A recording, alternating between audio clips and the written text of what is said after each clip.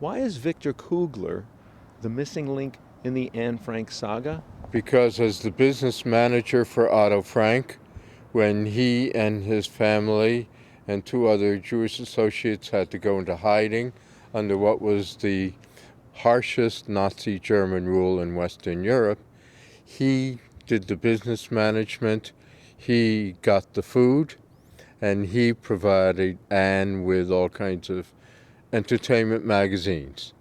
Without Victor Kugler, the Franks and everyone else would have starved for a month. After a month? After a month, for lack of food and lack of business. How long was he able to sustain them?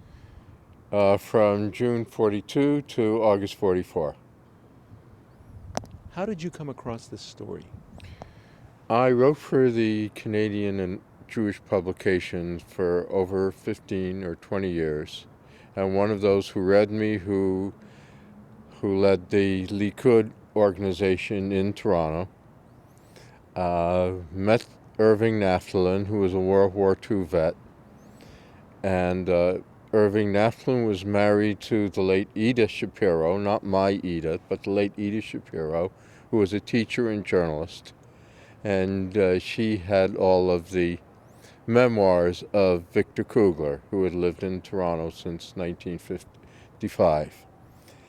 And Eda Shapiro took them, and after she died, he brought them to me because of my journalistic activities for the Jewish press in Toronto.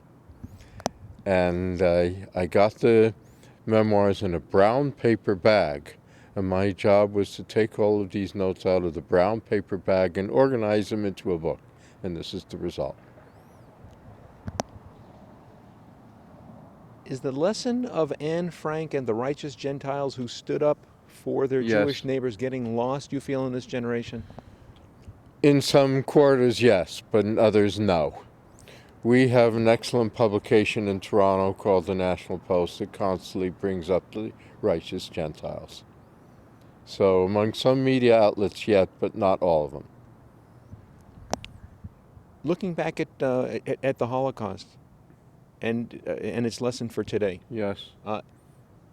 If, and we see this in France, we see the society turning against their Jewish community, Yes. their Jewish citizens. Yes. And it's spreading throughout Europe. Yes. Are there Gentiles who will stand up again to protect the Jews, and in fact, even those who express support for Israel, which is I so think there are good people, righteous Gentiles in every country. I think so. What were the risks that Victor undertook? Being caught by the Gestapo, which he was eventually, and he was sent to a slave labor camp because he wasn't Jewish. But the Franks and Van Pelses and that were Jewish, so they were sent to Auschwitz. Only the Red Army liberated then, they were sent to Bergen-Belsen, where they died of disease. So that was 3 weeks before the British invaded and liberated them.